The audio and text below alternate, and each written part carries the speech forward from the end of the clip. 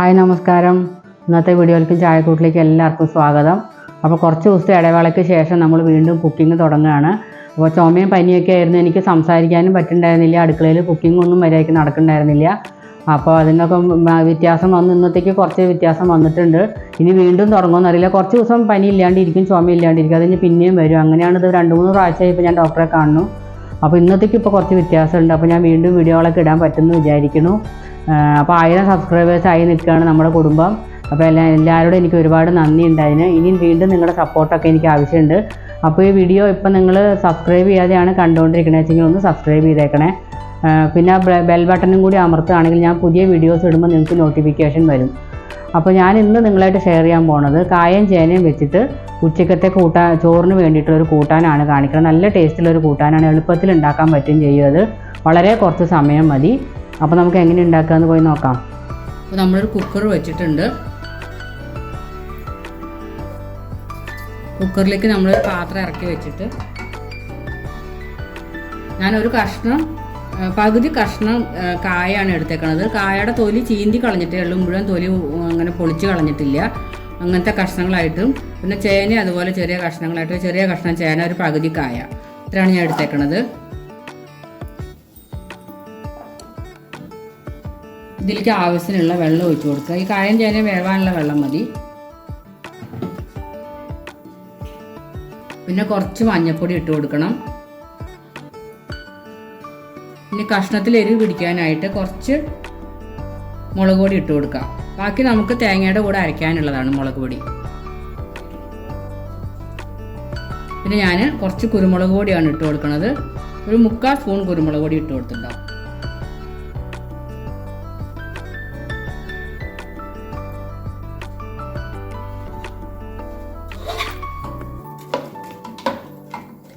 ഇതെല്ലാം കൂടി ഇളക്കി കൊടുത്തിട്ട് നമുക്ക് കുക്കർ അടച്ചിട്ട് 2-3 വിസിൽ വെച്ചിട്ടൊന്ന് വേവിച്ചെടുക്കാം.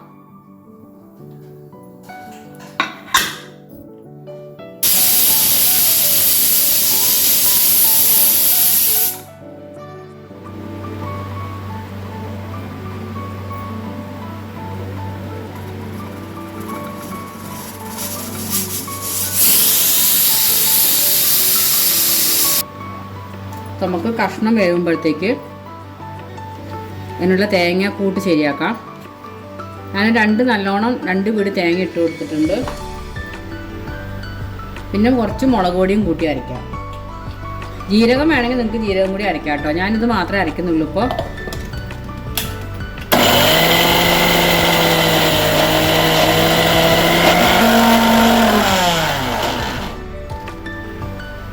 ഒന്ന് ചതച്ചതിൻ്റെ ശേഷം വെള്ളം ഒഴിച്ച് കൊടുക്കുകയാണെങ്കിൽ നമുക്ക് പെട്ടെന്ന് അരച്ചെടുക്കാൻ പറ്റും.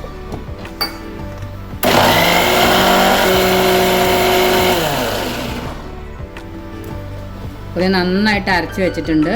ഇത് നമുക്ക് കഷ്ണം എന്തോന്ന് നോക്കാം.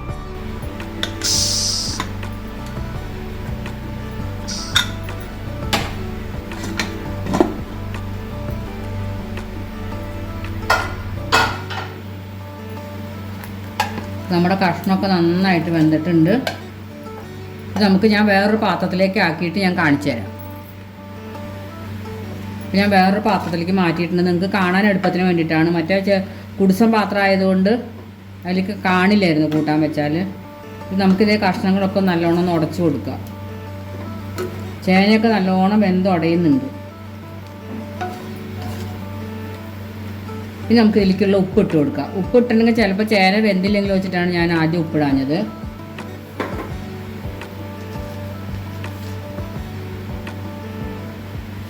ഉപ്പിട്ടൊന്ന് തിളച്ചതിൻ്റെ ശേഷം നമുക്ക് തേങ്ങ ചേർക്കാം.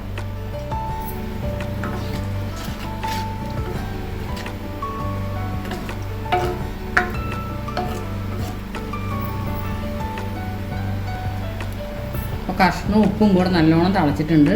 നമുക്ക് തേങ്ങ ചേർത്ത് കൊടുക്കാം.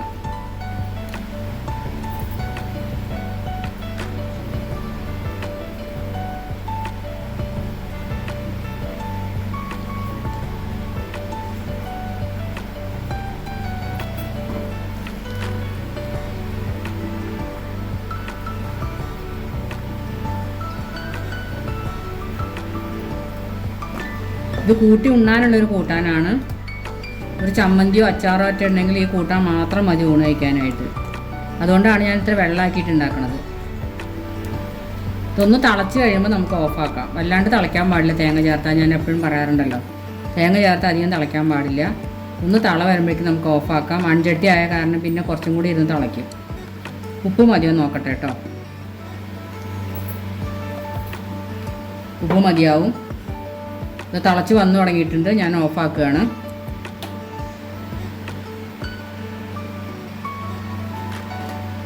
ഇനി നമുക്കിതിലേക്കൊരു വറവും കൂടി ഇട്ട് കൊടുക്കാം.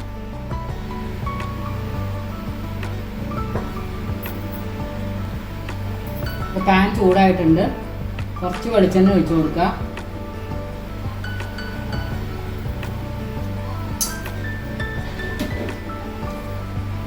വെളിച്ചെണ്ണ ചൂടായിട്ടുണ്ട്. കടുക് ഇട്ട് കൊടുക്കുക. കുറച്ച് ഉഴുന്നുപരിപ്പ്, 2-3 വറ്റൽമുളക്,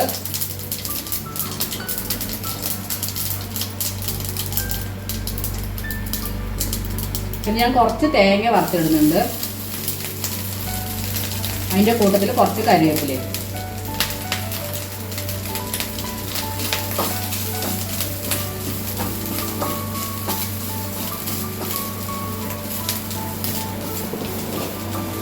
തേങ്ങ ഒന്ന് ചെറിയ ബ്രൗൺ ആവണ വരെ ഒന്ന് വറക്കണം.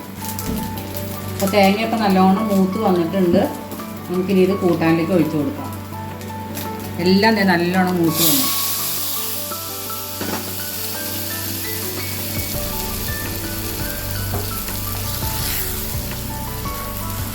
നമ്മുടെ കൂട്ടാൻ റെഡി ആയിട്ടുണ്ട്. ഊണിനുള്ള കൂട്ടാൻ. ഒരു അച്ചാറും കൂടി ഉണ്ടെങ്കിൽ അടിപൊളി ഊണ് കഴിക്കാനായിട്ട് നല്ലൊരു കൂട്ടാനായി. ഇതെല്ലാവരും ഉണ്ടാക്കി നോക്കുക. അഭിപ്രായങ്ങളൊക്കെ പറയണം.